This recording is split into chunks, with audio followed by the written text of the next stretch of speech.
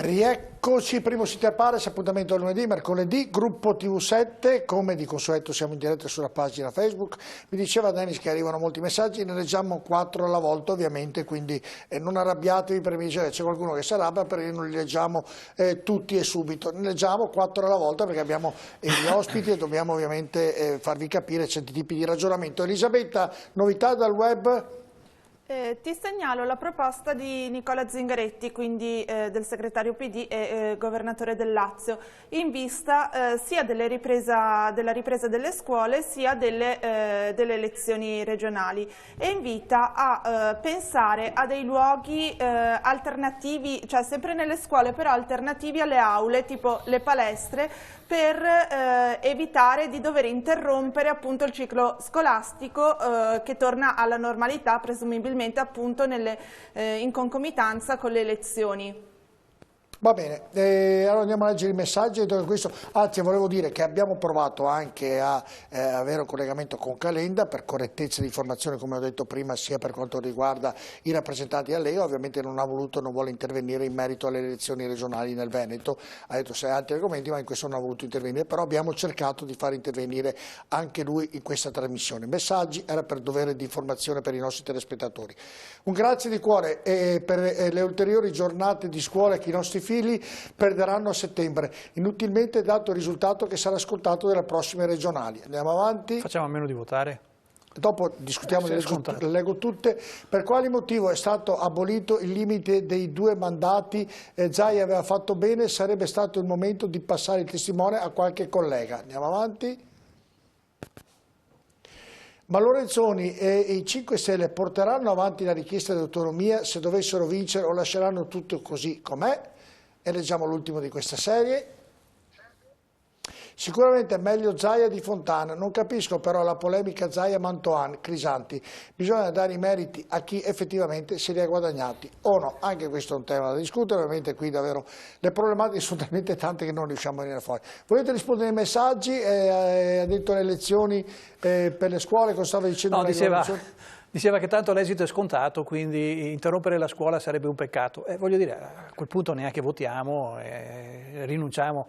Mi sembra che fosse un eccessivo atteggiamento rinunciatario, no? L'autonomia ovviamente l'idea di Zingaretti comunque... Per quanto riguarda le elezioni, guardate che le elezioni in Veneto a fine luglio le vuole solo Zaia, perché non le vuole né Salvini, non le vuole tantomeno la Meloni, che addirittura, e sono colleghi di coalizione, alleati di coalizione.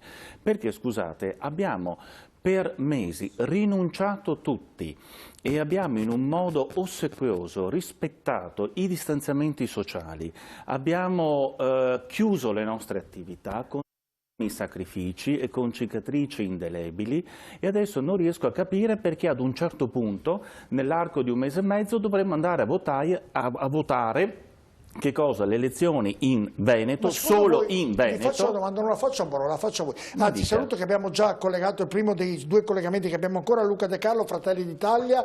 Eccolo qui, lo saluto, grazie De Carlo. Buonasera. Con noi, buonasera. La domanda è, così mi viene così, Zaia che vada ora alle elezioni, che vada a luglio, che vada a settembre, che vada a dicembre, credo che oggi come oggi, finisco poi la domanda che poi riguarda ovviamente anche Lorenzoni e Bisato, credo che i numeri dicono che dovrebbe vincere con un'altissima percentuale. La domanda che vi faccio, perché le vuole adesso? Tanto cosa cambia? Guardi, io penso, anche se ho sempre molto pudore, su quelle che sono le decisioni e le valutazioni anche degli altri partiti, Zaia sicuramente adesso ha un consenso che gli deriva probabilmente anche dalla situazione anche gestito, un consenso favorevole, ampiamente favorevole, che ha un potere oggi. A settembre-ottobre, attenzione, questo tipo di consenso può scemare, perché può succedere, può esserci finalmente un confronto, cosa che negli ultimi 3 mesi non c'è stato alcun confronto con nessuna proposta alternativa alla gestione leghista, e questo probabilmente può avvantaggiare anche Salvini. Nel momento in cui si dovesse andare a votare adesso, probabilmente si creerebbe un consenso tale. Mi sembra di capire che lei dice che il governatore vuole subito le elezioni perché oggi ha un possesso talmente ampio che può decidere tutto quello che vuole lui, mentre se andiamo più avanti, più il tempo passa, può scemare. Saluto Alessandra Moretti collegata, buonasera Moretti, grazie, vediamo se riusciamo a vederla in video, grazie e come sempre della gentilezza che dimostra nei nostri confronti. Le faccio subito una domanda, l'ultima volta che ha affrontato Zaia per diventare governatore del Veneto è stata lei, com'è che non è andata come avrebbe voluto, visto che l'abbiamo avuta molte volte ospite? Ma guardi, si sa e lo sapevo anch'io che diciamo, l'impresa era un'impresa praticamente impossibile da realizzare. Soltanto un matto avrebbe potuto pensare di vincere contro un governatore così amato e così radicato. Però è anche vero che le battaglie politiche si fanno credendoci fino in fondo, anche quando sai che sono rischiosissime, quando sai che sono molto difficili. Io tra l'altro ero la prima donna a sfidare, come dire, un governatore in Veneto, anche questo pesa, perché purtroppo viviamo e lo paghiamo tutti i giorni anche un maschilismo imperante, un'assenza di credibilità nei confronti delle donne, e lo dico rivolgendomi in primis al mio partito, visto che mi pare che i partiti di centrodestra e di destra valorizzino di più le donne, visto che per esempio la Meloni è una leader di un partito. Piacerebbe che anche nel centro-sinistra ci fosse questo coraggio che a volte manca. Però è anche vero, e lo dico ovviamente al mio candidato di centrosinistra, che è Arturo Lorenzoni, dico che bisogna crederci, bisogna fare delle proposte concrete legate al tema della salute, della sostenibilità ambientale, dei progetti che si possono fare con i fondi europei, con le risorse che l'Europa dà, e poi ovviamente costruire una nuova classe dirigente che al centro-sinistra ovviamente manca anche in Veneto. Ma senta Moretti, lei nella battaglia precedente che ha fatto, se dovesse ipoteticamente rifarla, cos'è che non ha fatto per poter impegnare di più il governatore Zaia a diventare lei governatore del Veneto? C'è stato un argomento, una tematica, oppure la storia del Veneto, come diceva prima il direttore Possamai, che da anni e anni vede vincitori il centrodestra? Ma no, il Veneto è sicuramente, direttore, come diceva anche Possamai, una regione culturalmente di centrodestra e con una Lega, ma non solo la Lega, il governatore Zaia particolarmente amato. Non è un caso che ci sia un conflitto interno pesantissimo tra Matteo Salvini e il governatore Zaia, perché se c'è una persona che può destabilizzare il potere di Salvini è proprio Luca Zaia, per delle modalità anche diverse, no? Di espressione. Io non credo di avere sbagliato chissà quale strategia, io credo che non fosse il momento e che probabilmente le proposte, le mie proposte, le nostre proposte non sono state ritenute adeguate per il Veneto, o meglio il Veneto non voleva cambiare, visto che i veneti si ritenevano già ben governati da chi appunto li governava. Tra l'altro io sono una donna molto onesta e esprimo critiche nei confronti anche del mio partito, l'ho fatto e lo faccio nei confronti del governo quando deve fare e può fare di più o quando magari commette degli errori. Sono anche onesta nel riconoscere i meriti di chi li ha. Il governatore Zaia è indubbio che ha gestito bene il tema pandemia, il tema emergenza. Ho detto più di una volta che c'è il grande problema irrisolto delle case di cura, su cui invece qualcosa anche in Veneto non è funzionato, però è vero anche che noi ci dobbiamo, come dire, mettere in gioco come centrosinistra attraverso delle proposte che devono arrivare alla testa e alla pancia dei cittadini veneti e costruire un po' alla volta, passo dopo passo, anche se si perde, con persistenza, con coraggio, con onestà, una proposta alternativa che potrà essere accolta dai veneti da 10-15 anni, ben venga, significa che il lavoro fatto da Alessandra Moretti nelle elezioni del 2014, da Arturo Lorenzoni in quelle del 20 e via via è stato un lavoro fruttuoso, cioè chi semina raccoglie, chi invece non semina nulla non raccoglierà mai, evidentemente. Certo. De Marco, lei invece rappresenta De Carlo, un partito ovviamente che sta prendendo molti consensi anche a discapito della Lega a livello nazionale, cioè negli ultimi sondaggi il Fratelli d'Italia hanno avuto una crescita esponenziale, mentre la Lega non è che abbia, però insomma qualche voto l'ha perso. Ecco, voi andrete assieme a Luca Zaia ovviamente per quanto riguarda le elezioni regionali, appoggerete ovviamente questo governatore anche nelle prossime?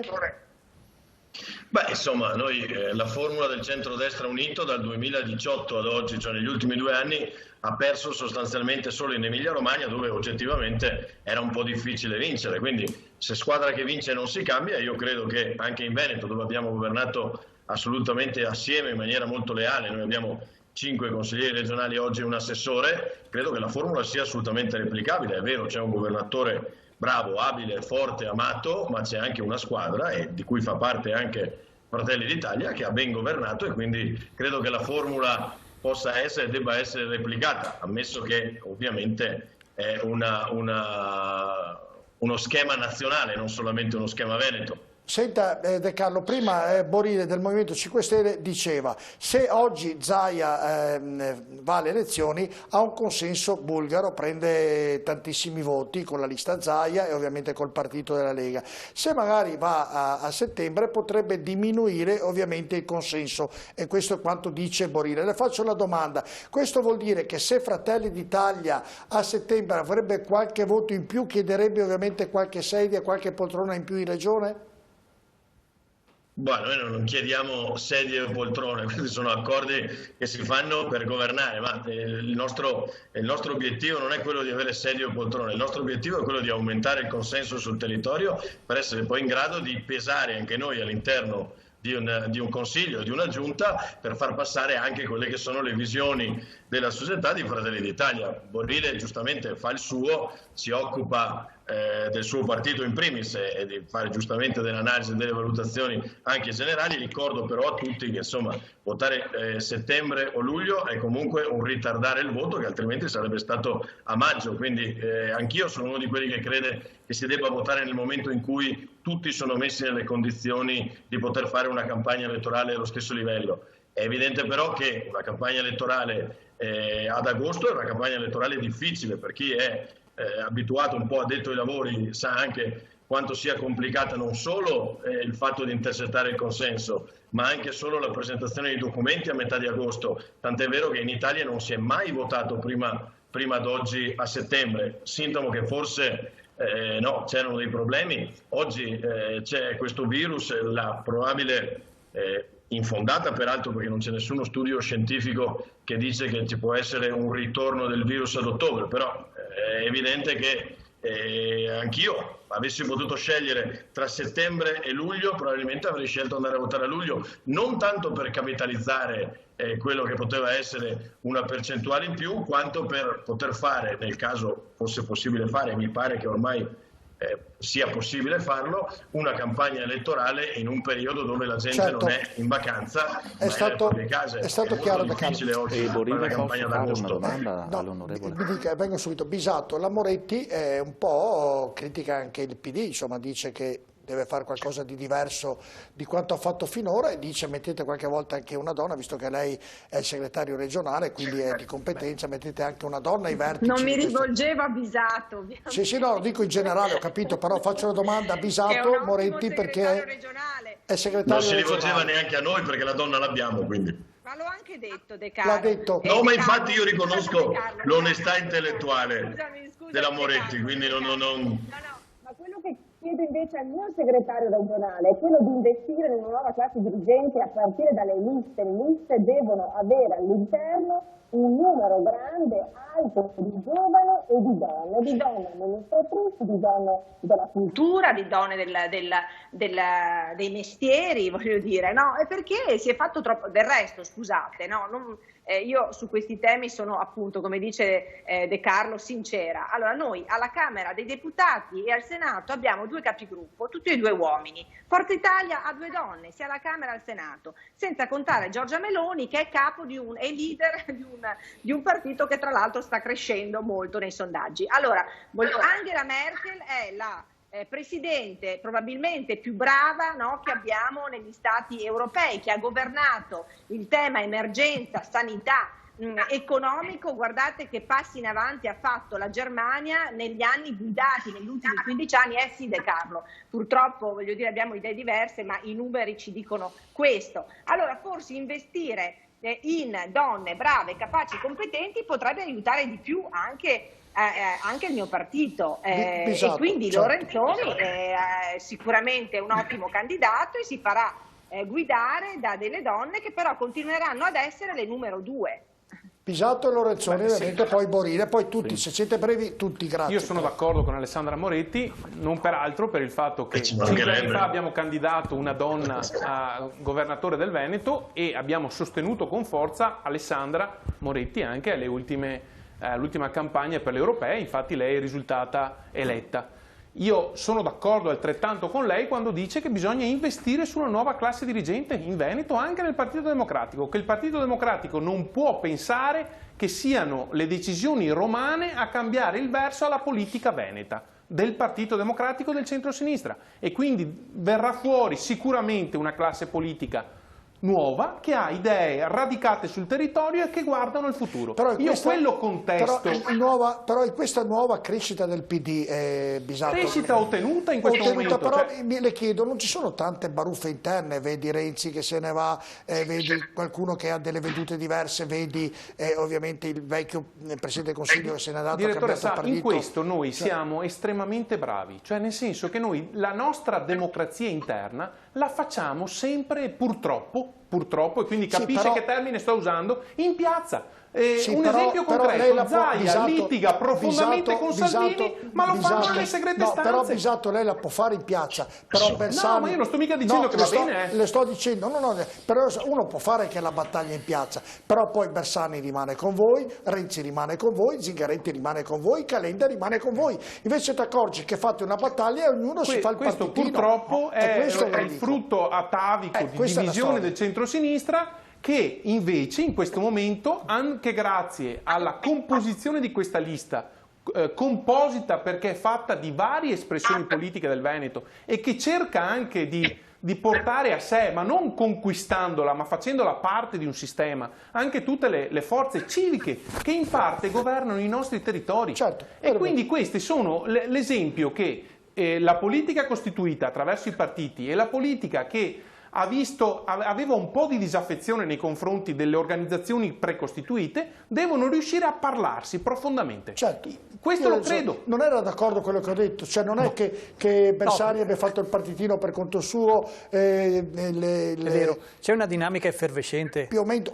C'è una dinamica effervescente, però è anche vero che in Veneto tutti sostengono me nella candidatura. Parlavo in generale, però. No, però parliamo del Veneto, visto che siamo qui. Perché, mi scusi, parlavo in generale perché la Moretti ha fatto un ragionamento della PD a livello nazionale. Allora mi sono permesso di fare un esempio. Però ecco, io voglio riconoscere questo merito al PD di aver invece fatto una squadra ampia che racchiude anche tutti quelli che hanno scelto diversamente su scala nazionale e di avere una candidatura unica. Io credo che questo sia un merito importante del Partito Democratico che vada riconosciuto in termini di una visione nuova, che riesce a riaggregare anche quelle parti che negli ultimi 2 o 3 anni invece avevano cercato strade diverse. E sul tema femminile, io sono uomo, però vorrei rassicurare Alessandra. L'uomo lo conosciamo, lo sappiamo. Vorrei rassicurare Alessandra però che le dinamiche femminili, è un modo, secondo me, al di là del genere della persona, è un modo di gestire le relazioni. Io credo molto che ci sia bisogno di femminilità nel modo di rapportarsi, di confrontarsi. Questo è un elemento importante. Sicuramente non mancheranno quindi delle donne nelle liste che mi accompagnano e io mi auguro che ci siano delle dinamiche più femminili. Moretti, faccio una domanda che la prenda anche un po' in tono scherzoso, Moretti. Le donne sono più degli uomini, se si votano tra di loro vincerebbero sempre loro, perché non lo fanno? Non si fidano loro fra loro? Perché le donne sono più degli uomini? Caro direttore, quanto ha ragione in questa sua domanda cattivella, ma in realtà piena di verità, nel senso che purtroppo i dati e le statistiche ci raccontano che le donne votano meno le donne, cioè le donne tendono a votare gli uomini. Allora c'è anche un problema che bisogna riconoscere di cosa proponiamo. Cioè io credo che le donne siano, diciamo così, no? Siano molto brave nella gestione anche dei problemi, perché sono abituate probabilmente a gestire tante cose insieme, no? Tenere in piedi una famiglia, la gestione dei figli, il lavoro, la carriera, la professione. Pensiamo alle donne medico, alle donne infermiere che in questi mesi hanno sacrificato tutto, no? Per il bene comune collettivo, quanta fatica hanno fatto. Per quello, secondo me, nella proposta del PD anche veneta, noi dobbiamo dire prima di tutto, beh, intanto il Veneto è uno delle regioni più inquinate d'Europa. Mettiamo in piedi un cantiere di idee per la sostenibilità ambientale, visto che dall'Europa arriveranno fondi proprio per il New Green Deal, ma i servizi, la scuola, è possibile che ancora questo governo continui a discutere sulle proposte di come vorrà aprire la scuola e ancora le madri e i genitori, i padri non sanno come andranno a scuola i loro figli a settembre? Noi dobbiamo come centrosinistra batterci di più per i servizi alle famiglie, per i servizi alle giovani coppie, per sostenere la scuola, la formazione, l'istruzione, la cultura di questa regione. Ne abbiamo bisogno come il pane, no? Quindi io credo che le donne, ma al di là di questo adesso, no, non vorrei che diventasse retorica, noi dobbiamo fare in modo che il nostro programma sia un programma che risponde ai nuovi bisogni che anche il coronavirus ha determinato, che non sono più i bisogni di 4 mesi fa, di 5 mesi fa, che sono dei bisogni nuovi, che sono quelli del lavoro, della disoccupazione, della qualità del lavoro. Lo smart working, per esempio, è un meccanismo infernale per le donne, per le madri, è un meccanismo infernale. Quindi su questo destra e sinistra credo che possano andare d'accordo insieme. Guardate, io penso davvero che se noi dimostriamo ai veneti, e forse in questo io ho peccato nel 2015 perché sono andata troppo allo scontro. Allora io credo invece che la buona politica, soprattutto dopo un dramma così enorme del coronavirus, debba dimostrare in alcuni momenti di sapersi rimboccare le maniche e di lavorare insieme per il bene collettivo al di là delle bandiere e delle casacche. Certo. Questo mi piacerebbe che questo grande dramma insegnasse a tutti noi, no? Liberarci dall'ideologia, liberarci dalla propaganda stupida e inutile e lavorare insieme per delle proposte concrete. Allora, Borile e poi Borò, perché abbiamo lasciato da parte per la parcosione lei. Sì, Borile, un pensiero, una riflessione in merito a quello che ha detto l'onorevole Moretti.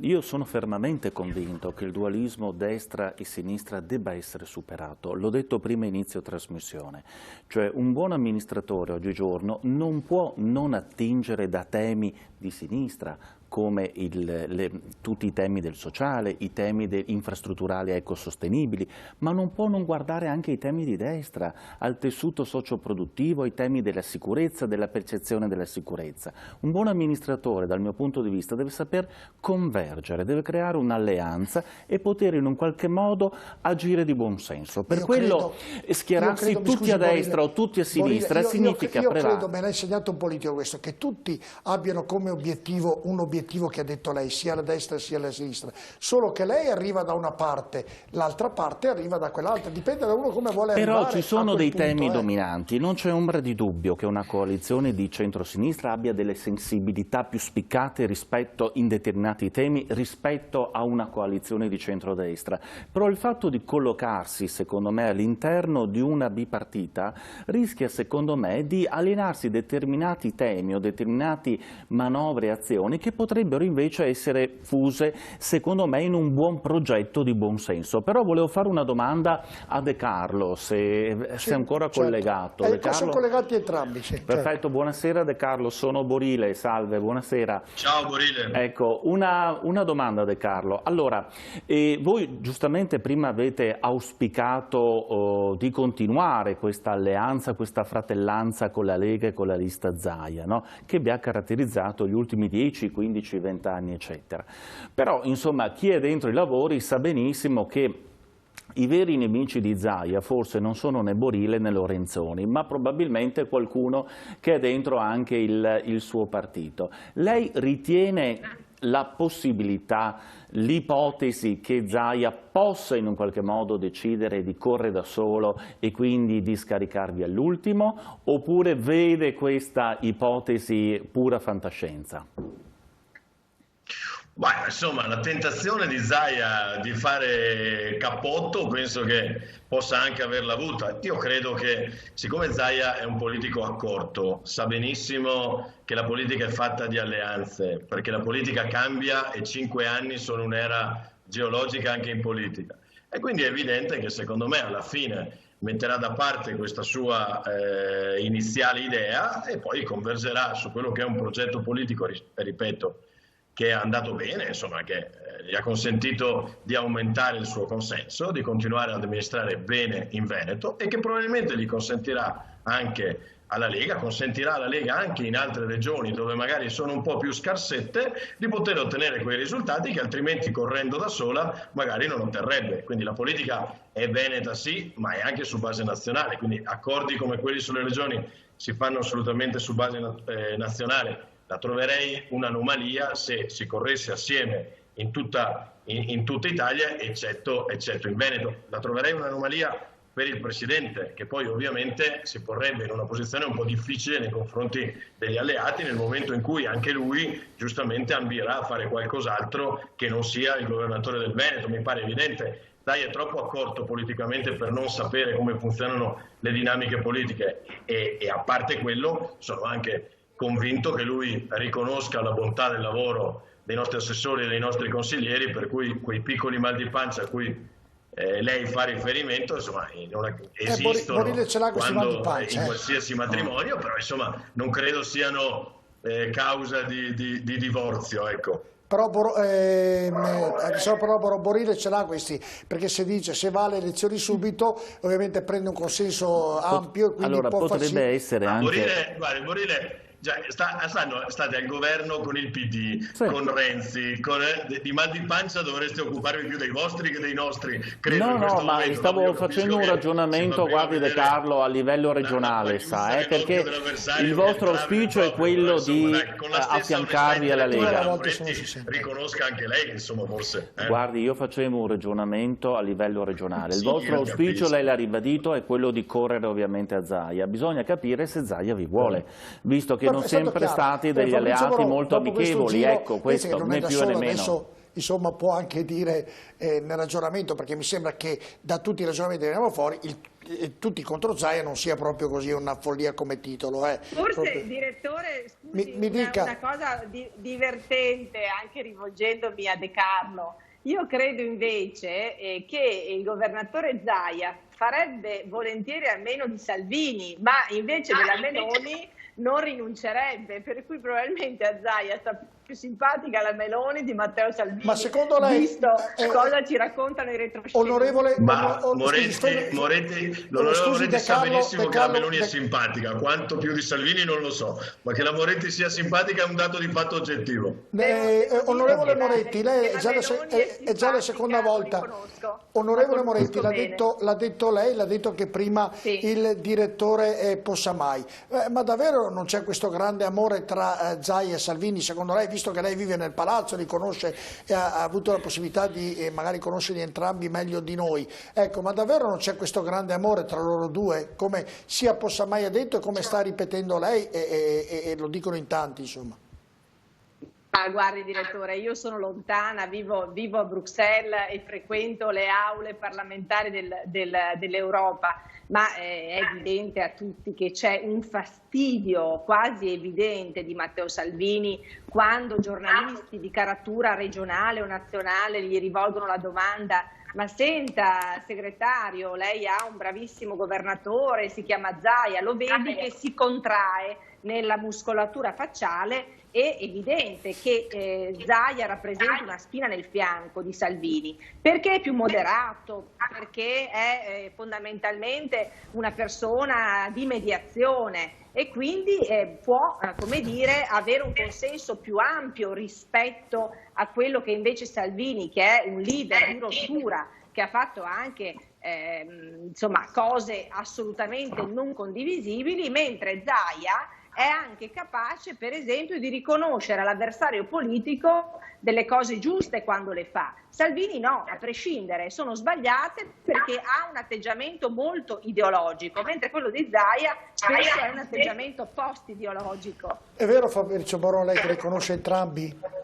Però quando si dice le cose vengono dette non sono casuali, se lo dicono e lo ripetono in parecchi qualcosa di vero ci sarà, che non c'è un grande amore tra Zaia e Salvini da quanto ho ricepito questa sera. Lei che li conosce entrambi non è d'accordo ovviamente, oppure le mascelle di Salvini si contraggono quando parla Zaia? Posso dirle la verità, visto che c'è la maggioranza in regione, io sono di lista Zaia e c'è chi si propone alternativamente a Zaia. Se i temi della discussione sono questi, scusami Lorenzoni, mi dispiace per te, ma si sta parlando di Zaia in qualsiasi occasione, mi dispiace, però veramente sono in difficoltà, perché se io devo venire a parlare di politica regionale di Zaia e poi abbiamo anche la Moretti che dà contro al PD e parla a favore di Zaia, scusi, ha ragione lei, non sono da solo questa sera, direttore, ha ragione, non sono da solo e su questo mi spiace, insomma, però ecco, poi cosa vuole? Accendere Bice lei. Dico che il mio partito può fare di più ed è una cosa positiva per il PD riconoscere che bisogna fare di più, e sulle proposte ti assicuro che il Partito Democratico regionale, quello nazionale, quello europeo, ne abbiamo da ricoprirvi di proposte per il Veneto, quindi basta che vuoi aprire, diciamo, questo capitolo e io sono pronta. Alessandra, anche non ho dubbi. Anche perché la Moretti mi pare avesse tirato la campagna della Meloni, non di Zaia, quindi semmai dovrei essere io quello a essere felice delle dichiarazioni della Moretti, no? Non ho dubbi che per accendere Mice. No, non ho dubbi di Alessandra, tanto che dalla Regione Veneto se n'è andata via, è scappata in Europa perché ha tante idee da portare in Veneto. Ma detto questo, beh, insomma Alessandra, penso, tu rimani pure lì e io sto dall'altra parte. Ma io guarda, rimango vicino alla terra che amo, che è la mia regione, e pertanto preferisco amministrarla da qui. Poi guarda, tu sei libera, Moretti, onorevole, sei libera, io sono Boron Fabrizio, non sono Daret, te lo dico perché eri in commissione con me, forse non ti ricordi il mio nome, però volevo solo ricordartelo. Se parlate uno sopra l'altro siete... onorevole Moretti, termina Boron, poi le do la parola, prego.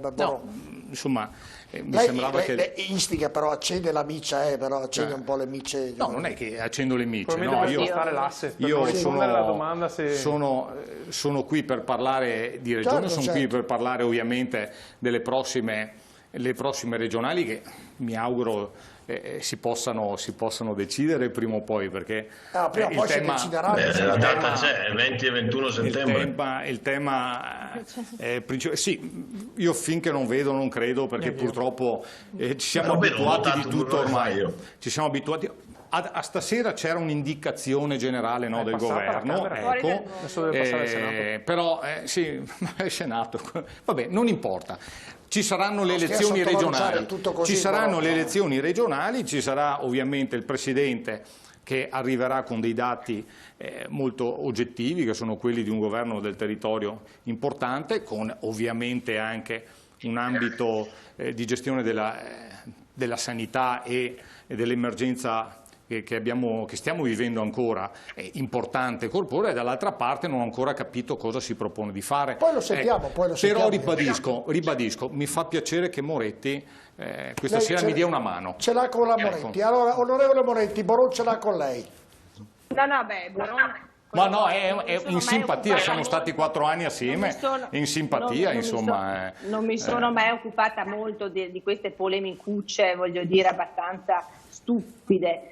Voglio ricordare però a Boron che per arrivare in Europa, come ho fatto io e anche il suo collega Darella Bizzotto, bisogna prendere migliaia e migliaia di voti. È una delle elezioni più difficili, come lei sa bene, quindi i suoi colleghi europei come la sottoscritta non scappano da nessuna parte, ma cercano di rappresentare al meglio il Veneto in uno dei contesti più importanti che aiutano e servono anche alla regione, oltre che al paese Italia, cioè rappresentare, come dire, gli unici che lavorano, voi consiglieri regionali e assessori regionali, rispetto a quelli che fanno i senatori, i parlamentari europei. Mi sembra che sia una cosa abbastanza sciocca, no? Anche perché le è stato ricordato da De Carlo poco fa che forse lei vive fuori dal mondo, visto che hanno appunto votato no, glielo dico io fuori dal mondo, però lei appunto ha ricordato al collega che la data delle elezioni è già iniziata. Guardi che il suo segretario regionale ha detto aspettiamo la fine. Comunque, vado al concreto, visto che Boron si occupa di sanità, vado al concreto.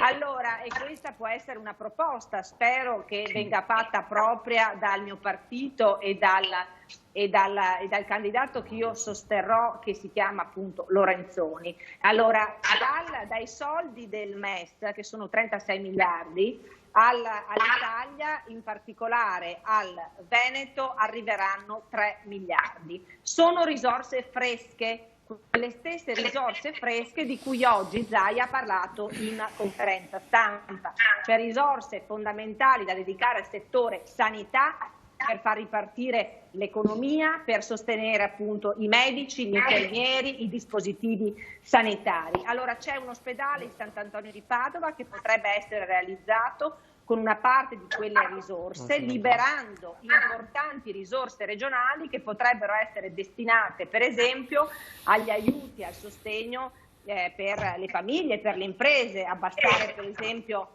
ulteriormente gli sgravi fiscali, quindi aumentare appunto gli sgravi fiscali, e evidentemente queste risorse sarebbero molto importanti perché avvierebbero una serie di infrastrutture anche regionali che farebbero lavorare tante aziende, tante piccole imprese. Allora su questo per esempio il Partito Democratico potrebbe costruire una proposta concreta, cioè dire ci sono dei soldi, degli strumenti che l'Europa mette a disposizione, ha delle condizioni assolutamente vantaggiose, prendiamole per fare realizzare dei progetti concreti entro una data certa. Bene, onorevole Moretti, lei può rimanere ancora con noi anche come con De Carlo ancora un po', perché ho la pubblicità, la ringrazio ovviamente, poi al rientro dalla pubblicità andremo da Arturo Lorenzoni che ci dirà il programma. Arturo Lorenzoni che ha come lista di sostegno, le ricordo, il Veneto che vogliamo, il Partito Democratico, Europa Verde, Sanca Veneta più Europa, Centro Democratico, Veneto Civico e Volt.